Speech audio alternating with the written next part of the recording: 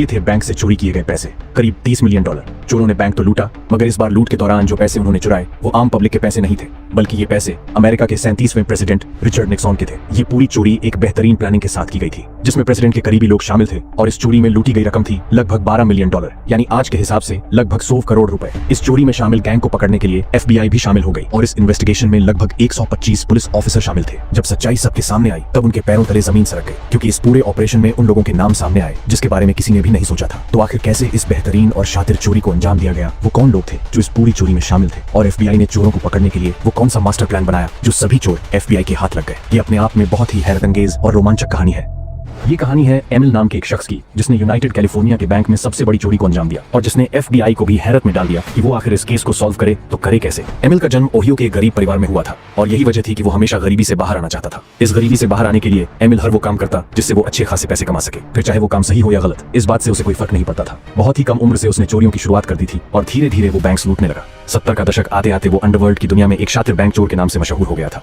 Emil अब तक 36 साल का हो चुका था, और सन 1972 में एक दिन उसे अपने एक अंडरवर्ल्ड कनेक्शन से यूनाइटेड कैलिफोर्निया बैंक के बारे में एक टिप मिलती है। जिस शख्स ने उसे ये टिप दी थी उसका नाम जिमी था, और ये अमेरिका के अंडरवर्ल्ड में एक जाना माना नाम था। जिमी एक पूरी क्रिमिनल ऑर्गेनाइजेशन का हेड था जो अलग अलग गैंग से काम करवाता था। जिमी ने अपने गैंग के एक मेंबर के जरिए एमिल तक ये खबर पहुंचाई थी कि यूनाइटेड कैलिफोर्निया बैंक में एक सेफ डिपॉजिट बॉक्स है जिसमें $30 मिलियन रखे हुए हैं। ये टिप मिलते ही एमिल को लगने लगा कि अगर वो इस रकम को लूटने में कामयाब हो गया तो फिर दोबारा उसे कभी भी चोरी करने की जरूरत नहीं पड़ेगी, और वो इस चोरी की प्लानिंग में लग जाता है। हालांकि एमिल ने चोरी की प्लानिंग तो शुरू कर दी थी, मगर एक सवाल उसे बार बार परेशान कर रहा था कि यूनाइटेड कैलिफोर्निया जैसा छोटा बैंक जहां $1 लाख कैश भी मुश्किल से होता है, वहां $30 मिलियन कैसे हो सकते हैं। इस सवाल का जवाब इस बैंक से महज 25 किलोमीटर की दूरी पर सैन सेलिमेंटे में था। यही वो जगह थी जहां प्रेसिडेंट रिचर्ड निक्सन का पर्सनल घर था, जिसे वेस्टर्न व्हाइट हाउस के नाम से भी जाना जाता था। यूनाइटेड कैलिफोर्निया बैंक में जो $30 मिलियन रखे थे वो प्रेसिडेंट रिचर्ड निक्सन के ही थे, क्योंकि वो दोबारा प्रेसिडेंट बनने के लिए इलेक्शन कैंपेन चला रहे थे। इसीलिए उन्हें ज्यादा से ज्यादा पैसों की जरूरत पड़ने वाली थी। ये सारा पैसा वो ब्लैक मनी था जो प्रेसिडेंट रिचर्ड को अलग अलग लोगों ने डोनेट किया था, ताकि वो इन पैसों का इस्तेमाल करके इलेक्शन जीत जाए। इन्हीं पैसों को रिचर्ड निक्सन ने अलग अलग जगहों पर छुपा दिया था, जिसमें से एक जगह थी यूनाइटेड कैलिफोर्निया बैंक। जिस गैंगस्टर ने एमिल तक ये खबर पहुंचाई थी वो जिमी खुद प्रेसिडेंट निक्सन को इलेक्शन कैंपेन के लिए पैसे देता था। वो अब तक $3 मिलियन डोनेट कर चुका था। इलेक्शन से पहले जिमी कुछ एक्टिविटीज करते हुए पुलिस के हाथ लग गया। अब जिमी को लंबे समय के लिए जेल जाना पड़ा। जिमी प्रेसिडेंट निक्सन से अपील करता है कि वो उसे बाहर निकलवाए, और बदले में वो उन्हें और ज्यादा डोनेशन देगा और कैंपेन में भी मदद करेगा। इस वक्त प्रेसिडेंट निक्सन अपनी इमेज को साफ करने के लिए हर कदम उठा रहे थे, और इसी वजह से प्रेसिडेंट निक्सन ने जिमी के इस ऑफर को ठुकरा दिया और उसकी सजा को भी कम नहीं किया। इस बात से जिमी और प्रेसिडेंट के बीच दूरियां आ गई। अब वो किसी भी कीमत पर अपने $3 मिलियन वापस चाहता था जो उसने इलेक्शन कैंपेन के लिए दिए थे। वो ये बात बहुत ही अच्छी तरह जानता था कि ये पैसे बाकी सारे फंड्स के साथ यूनाइटेड कैलिफोर्निया बैंक के वॉल्ट में रखे हुए हैं। अब जिमी दिन रात इस सोच में रहने लगा कि वो इन पैसों को बैंक से कैसे निकाले, और तब उसके दिमाग में एमिल का नाम आता है जो एक बेहतरीन शातिर बैंक डकैत था। वो यूनाइटेड कैलिफोर्निया बैंक और उसमें रखे पैसों के बारे में एमिल तक खबर पहुंचा देता है। ये एमिल की जिंदगी की अब तक की सबसे बड़ी चोरी होने वाली थी, और वो इसके लिए तैयारी शुरू कर देता है। वो सबसे पहले उन लोगों की एक टीम बनाना शुरू करता है जिन पर वो भरोसा कर सके, और इसीलिए इस गैंग में अपनी फैमिली मेंबर्स को शामिल करता है। सबसे पहले उसने अपने भाई जेम्स को शामिल किया, फिर अपने भांजे हैरी और कल्चमुलिंगर को ग्रुप में शामिल कर लिया। अब उनकी 4 लोगों की टीम तैयार थी, मगर एमिल जानता था कि इतनी बड़ी चोरी के लिए उसे एक और दोस्त की जरूरत पड़ेगी, फिलिप क्रिस्टोफर। ये फिलिप केल्लवी का रहने वाला था, और वो अपने साथ एक और दोस्त को ले आया जिसका नाम था चार्ली बोरकेल। चार्ली ने इससे पहले कुछ बेहतरीन चोरियों को अंजाम दिया था।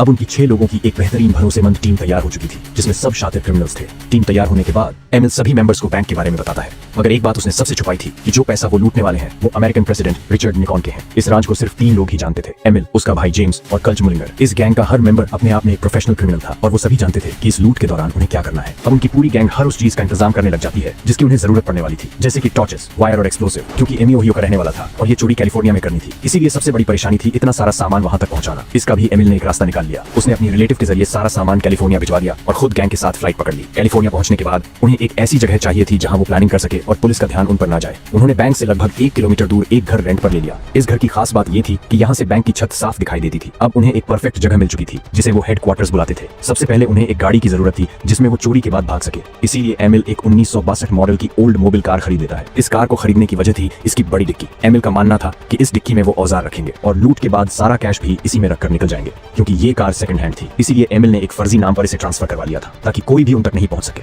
अब तक इस प्लानिंग में उनके कई हजार डॉलर्स खर्च हो चुके थे, मगर वो जानते थे कि अगर ये लूट कामयाब हुई तो उनकी जिंदगी हमेशा के लिए बदल जाएगी। अब वो लोग अलग अलग टीम बनाकर बैंक और उसके आसपास की हर मूवमेंट पर नजर रखने लगे। बैंक के खुलने और बंद होने की टाइमिंग, कस्टमर का आना जाना और भीड़ और हर चीज को नोट किया जा रहा था। इसी दौरान एक बात ने उनका ध्यान खींचा। जितने दिनों से वो नजर रख रहे थे एक भी पुलिस की गाड़ी वहां से नहीं गुजरती थी। इसका मतलब था कि बैंक लूटने के बाद वो आसानी से भाग सकते थे। एक और अच्छी खबर ये थी कि बैंक के बाहर कोई भी सिक्योरिटी गार्ड नहीं था। बैंक में सिक्योरिटी के नाम पर कुछ था तो वो थी एक अलार्म बेल जो बैंक के बाहर लगी हुई थी। ये अलार्म बेल उनके लिए कोई बड़ी परेशानी नहीं थी, क्योंकि एमिल ने इसका भी तोड़ निकाल लिया था और वो जानता था कि इसे कैसे बंद करना है, क्योंकि ये बैंक एक स्ट्रिप स्ट्रिप मॉल का हिस्सा था। इसीलिए एमिल और उसकी गैंग को कई बातों का ध्यान रखना था ताकि वो बिना किसी की नजर में आए बैंक के अंदर बाहर आ जा सके। इस चोरी का सबसे मुश्किल हिस्सा ये था कि ये बैंक मॉल की बिल्डिंग से घिरा हुआ था और उन्हें इस बिल्डिंग से होकर बैंक तक पहुंचना था। एमिल का बनाया प्लान ये था कि अलार्म डिसेबल करने के बाद उन्हें बैंक की छत में ड्रिलिंग मशीन से होल करना होगा ताकि इसमें एक्सप्लोसिव लगाकर इसे उड़ा सके। एमिल अपनी जिंदगी की सबसे बड़ी चोरी करने वाला था और उसका टारगेट सिर्फ एक चीज थी, प्रेसिडेंट रिचर्ड की बेशुमार दौलत जो यूनाइटेड कैलिफोर्निया बैंक में जमा थी। एमिल इस चोरी की प्लानिंग में हर पहलू पर बहुत ही बारीकी से ध्यान दे रहा था। इसीलिए उसने कुछ स्कैनर्स खरीद लिए जो वो बैंक के बाहर लगाने वाले थे ताकि अगर पुलिस वहां आए तो उन्हें पता चल सके। गैंग के 2 लोगों ने कुछ सीढ़ियां एक चर्च के बाहर से चुरा ली थी ताकि उनकी मदद से बैंक की छत पर चढ़ा जा सके। आखिरकार वो दिन भी आ जाता है जिस दिन उन्हें इस चोरी को अंजाम देना था। एमिल सभी 6 मेंबर्स को टीम्स में बांट देता है। प्लान के मुताबिक जेम्स और एमिल सबसे पहले इन सीढ़ियों से बैंक की छत पर पहुंचते हैं और वहीं क्रिस्टोफर सीढ़ी के पास शॉटगन लिए खड़ा रहता है ताकि किसी के अंदर आने पर वो उन्हें चौकन न कर सके। उधर गैंग के बाकी 3 मेंबर्स सभी बैग्स को मिट्टी से भरना शुरू कर देते हैं ताकि जब वो वॉल्ट की छत को एक्सप्लोसिव से उड़ाए तो इन बैग से एक्सप्लोसिव की आवाज दबाई जा सके। एमिल और जेम्स अपने सारे औजारों के साथ बैंक की छत पर पहुंच जाते हैं। एमिल सबसे पहले बैंक अलार्म्स को डिसेबल करना शुरू करता है क्योंकि अलार्म बिल्कुल छत के नीचे ही थे। इसीलिए एमिल इस पर लिक्विड स्प्रे करता है। जब स्प्रे का लिक्विड पूरी तरह जम जाता है तब अलार्म की बेल भी जाम हो जाती है, जिसका मतलब था कि अब ये अलार्म कभी काम नहीं करेगा। अब अपने प्लान के मुताबिक वो दोनों बिल्कुल छत के उस हिस्से में होल करना शुरू करते हैं जो वॉल्ट के ऊपर था। इस दौरान गैंग के बाकी मेंबर्स मिट्टी से भरे बैग्स लेकर छत पर आ जाते हैं। छत में गड्ढा होने के बाद सबसे पहले एमिल और जेम्स वॉल्ट की छत पर उतरते हैं और अंदर के सभी अलार्म्स को डिसेबल कर देते हैं। अब उनके सामने जो आखिरी काम बचा था वो था इस वॉल्ट के अंदर घुसकर $30 मिलियन चुराना। एमिल जानता था कि वॉल्ट के अंदर घुसना इतना आसान नहीं होगा, इसीलिए उसकी टीम वॉल्ट के छत में ड्रिलिंग मशीन से छोटे छोटे होल्स करना शुरू करती है। उन लोगों ने कुल 6 होल्स किए और हर होल में एक्सप्लोसिव फंसा दिए। एक्सप्लोसिव की आवाज दबाने के लिए मिट्टी से भरे बैग्स उन्होंने एक्सप्लोसिव के ऊपर रख दिए। ये एक्सप्लोसिव इन लोगों ने जुगाड़ू तरीके से बनाए थे और इस बात की कोई गारंटी नहीं थी कि ये एक्सप्लोसिव ब्लास्ट होंगे, मगर किस्मत ने एमिल और उसकी गैंग का साथ दिया और ये सारे एक्सप्लोसिव ब्लास्ट हो गए और आसपास किसी को भी ब्लास्ट के बारे में पता नहीं चला। ब्लास्ट होने के बाद जब वो लोग बैग्स हटाते हैं तब उनकी आंखों में एक चमक आ जाती है क्योंकि उनके सामने लोहे की रॉड थी जिसकी दूसरी तरफ सेफ डिपॉजिट बॉक्सेस साफ दिखाई दे रहे थे। वो लोग अपने साथ लाई लेजर टॉर्च की आग से इन लोहे की रॉड को काटते हैं और एक एक करके वॉल्ट के अंदर उतर जाते हैं जहां लगभग 500 सेफ डिपॉजिट बॉक्सेस थे। वो सभी अपने साथ नुकीली हथौड़ियां लेकर आए थे। उस हथौड़ी से बॉक्सेस के लॉक्स को तोड़ना शुरू कर देते हैं। एमिल के पास पहले से ही खबर थी कि कौन कौन से सेफ्टी बॉक्सेस में प्रेसिडेंट रिचर्ड के पैसे हैं, इसीलिए वो सिर्फ उन्हीं बॉक्सेस को खोल रहा था ताकि जल्द से जल्द लूट को अंजाम देकर निकल सके। एमिल जैसे ही पहला सेफ्टी डिपॉजिट बॉक्स खोलता है वो देखता है कि ये बॉक्स पूरी तरह $100 के नोटों से भरा था, मगर इसमें सिर्फ $2 मिलियन ही थे। वो अपनी टीम से कहता है कि बताए हुए नंबर्स के बॉक्सेस को एक एक करके खोलना शुरू करें। जब इन बॉक्सेस से बेशुमार दौलत निकलना शुरू होती है तब ये देखकर उनकी खुशी का ठिकाना नहीं था। अब धीरे धीरे सूरज निकलने लगता है और अभी भी बहुत सारे बॉक्सेस खुलने बाकी थे क्योंकि बैंक 2 दिनों के लिए बंद था। इसीलिए एमिल अगली रात वापस लौटने का फैसला करता है। उनमें यह तय होता है कि वो सैटरडे की रात को वापस आएंगे और बचे हुए बॉक्सेस से सारे पैसे निकाल लेंगे। एमिल छत पर हुए गड्ढे को लकड़ी के टुकड़े से छुपा देता है ताकि किसी का भी ध्यान इस पर न जाए और वो सभी वहां से निकल जाते हैं। सैटरडे की दोपहर दूरबीन की मदद से बैंक की छत को देखते रहे कि किसी को भी पता तो नहीं चला। एमिल को समझ आ गया था कि अगर सारे बॉक्सेस खोलने हैं तो गैंग में और लोग चाहिए होंगे,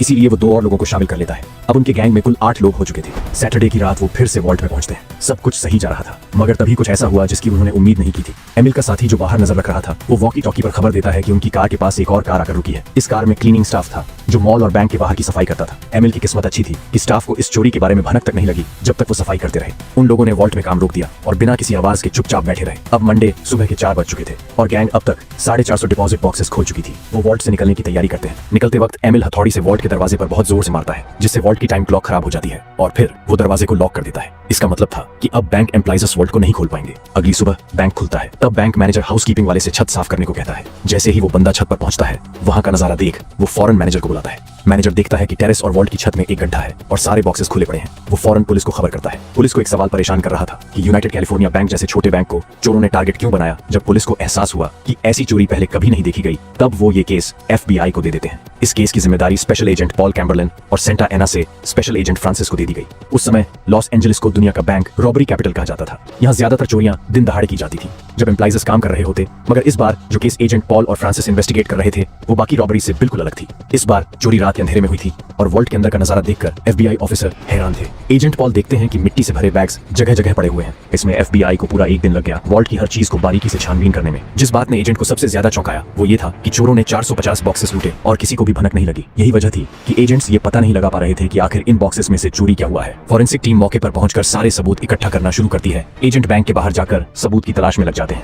इसी दौरान उनकी नजर एक सीढ़ी पर पड़ती है जो बैंक की छत की तरफ जा रही थी और साथ ही साथ उन्हें वो अलार्म बेल भी दिखाई देता है जिसे लिक्विड से से जाम किया गया था। जिस तरह से चोरों ने इस बेल अलार्म को जाम किया था और जिस तरह से चोरी को अंजाम दिया था, एजेंट को इसे समझने में बहुत परेशानी हो रही थी, क्योंकि ऐसी चोरी उन्होंने पहले कभी इन्वेस्टिगेट नहीं की थी। इसी छानबीन में जो सबसे पहला एंगल दोनों FBI ऑफिसर्स के सामने आया वो ये था कि ये सभी चोर लॉस एंजलिस कैलिफोर्निया के बाहर के थे, और उनका ये अंदाजा बिल्कुल सही साबित हुआ। ये केस अब दिन ब दिन और ज्यादा उलझता जा रहा था और अमेरिकन गवर्नमेंट को अब ये समझ आने लगा कि ये केस इतनी आसानी से सॉल्व नहीं होने वाला। इसी वजह से FBI इस केस पर 125 एजेंट्स लगा देती है। एजेंट्स का ये आंकड़ा इतना बड़ा था कि ये FBI के इतिहास का सबसे बड़ा केस बन गया जिसमें इतने ऑफिसर्स लगाए गए हों। और जब इतने बड़े पैमाने की इन्वेस्टिगेशन की खबर एमिल और उसके गैंग तक पहुंचती है, तब वो अपने आगे के प्लान की शुरुआत कर देते हैं। यहाँ पर अब एमिल और उसकी गैंग उस जगह से सबूत को मिटाना शुरू करते हैं जहाँ वो अपनी चोरी की प्लानिंग और ऑपरेशन करते थे, ताकि पुलिस और FBI उन तक न पहुंच सके। वो घर के दरवाजे, खिड़कियों, सीलिंग से लेकर फ्लोर तक हर चीज को बहुत बारीकी से क्लीन करना शुरू करते हैं, ताकि कोई भी फिंगरप्रिंट या DNA FBI के हाथ न लगे। वो सभी ये घर छोड़कर निकल जाते हैं। हालांकि उन्होंने घर के चप्पे चप्पे को साफ तो कर दिया था, मगर इसी दौरान उनसे एक ऐसी गलती हो गई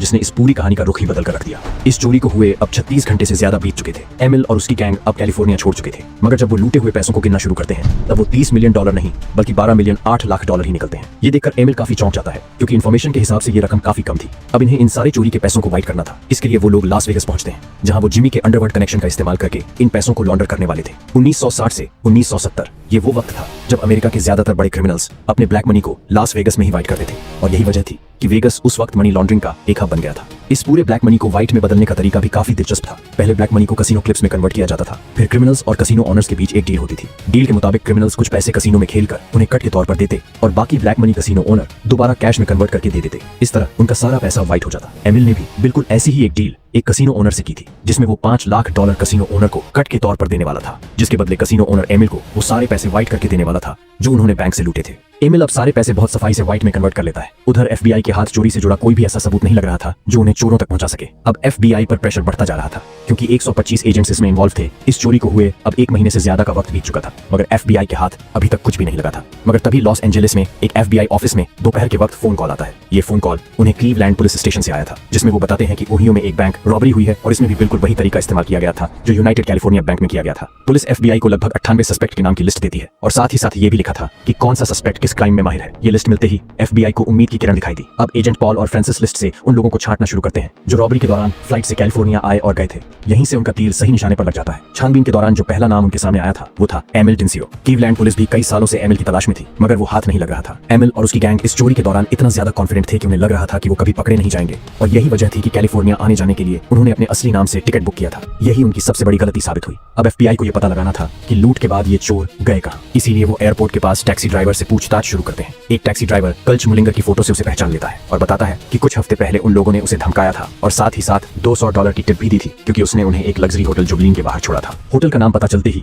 FBI एजेंट फौरन वहां पहुंच जाते हैं, जहां उन्हें पता चलता है कल्च ने यहां अपने असली नाम से रूम बुक करवाया था। अब FBI एजेंट कॉल रिकॉर्ड्स निकलवाते हैं, जिसमें उन्हें पता चलता है कि कल्च ने डोसन नाम के एक शख्स को कॉल किया था। डोसन से पूछताछ करने पर पता चलता है कि कल्च उसका काफी अच्छा दोस्त है और उसके गैराज में कार पार्क करवाने आया था, जो अभी भी वहीं खड़ी है। FBI ने जब डोसन से बैंक रॉबरी के बारे में पूछताछ की तो उसने कहा कि वो कुछ नहीं जानता। फिर FBI सर्च वारंट लेकर उसकी कार की तलाशी लेने पहुंच जाती है। इस कार से उन्हें वो ग्लव्स, फेस मास्क, हथियार, हथौड़ी और वो हर सामान मिला जो इस चोरी में इस्तेमाल किया गया था। अब FBI को ये पता लगाना था कि इन लोगों ने प्लानिंग कहाँ की थी और ये कहाँ छुपे थे। यहीं पर कल्च के कॉल रिकॉर्ड्स ने फिर साथ दिया। FBI को पता लगा कि कल्च ने एक रियल एस्टेट एजेंट को कॉल करके हैरी बार्बर के नाम से एक बड़ा फ्लैट बुक किया था। ये फ्लैट सिर्फ 6 महीनों के लिए था, ताकि अगर वो इसे खाली भी कर दे तो कोई नया रहने नहीं आए। FBI जब इस फ्लैट पर पहुंचती है तो ये पूरी तरह साफ और चमक रहा था। फिंगरप्रिंट्स और DNA का कोई सबूत नहीं छोड़ा गया था। मगर तभी FBI की नजर एक प्लेट पर पड़ती है जो बिना धोए किचन में रखी हुई थी। यही वो चूक थी जिसकी वजह से एमिल और उसका गैंग पकड़े जाने वाला था। इस डिस्क की मदद से फॉरेंसिक टीम फिंगरप्रिंट्स डेवलप करती है, और जब उन्हें मैच किया गया तो वो एमिल और उसकी गैंग से मैच हो गए। इसका मतलब था कि अब FBI इन सभी चोरों को अरेस्ट कर सकती थी। 27 जून की एक सुबह जब एमिल अपने घर से निकलकर कार में बैठ रहा था, तभी पुलिस उसे घेर लेते हैं और उसे अरेस्ट कर लिया जाता है। घर की तलाशी में पुलिस को हजारों डॉलर्स मिले और एमिल ने अपने बाकी साथियों का ठिकाना भी बता दिया। अब FBI पूरी गैंग को अरेस्ट कर चुकी थी, मगर उन्हें एक ऐसा शख्स चाहिए था जो गैंग के खिलाफ गवाही दे सके। इसी दौरान गैंग का एक मेंबर चार्ली पुलिस के साथ कॉर्पोरेट करने के लिए तैयार हो जाता है और पूरी प्लानिंग और छुपे हुए पैसों के बारे में बता देता है। एमिल के भाई जेम्स को 15 साल की सजा सुनाई गई। वहीं एमिल, कल्च और बार्बर को 20 साल की सजा मिली, क्योंकि चार्ली ने कॉर्पोरेट किया था। इसीलिए उसे बिना किसी सजा के छोड़ दिया गया। पुलिस $12 मिलियन में से सिर्फ $8 मिलियन ही बरामद कर पाई। ये थी कहानी एक ऐसी परफेक्ट चोरी की जो कभी पकड़ी नहीं जाती, मगर सिर्फ एक प्लेट की वजह से पूरा गैंग पकड़ा गया और ये FBI के इतिहास की सबसे बड़ी इन्वेस्टिगेशन बन गई। इंटरेस्टिंग इन्फॉर्मेशन के लिए वीडियो को लाइक करके चैनल को जरूर से सब्सक्राइब कर लीजिए, ताकि आने वाली इंटरेस्टिंग वीडियो आप तक आती रहे। मिलते हैं अगली इंटरेस्टिंग वीडियो में।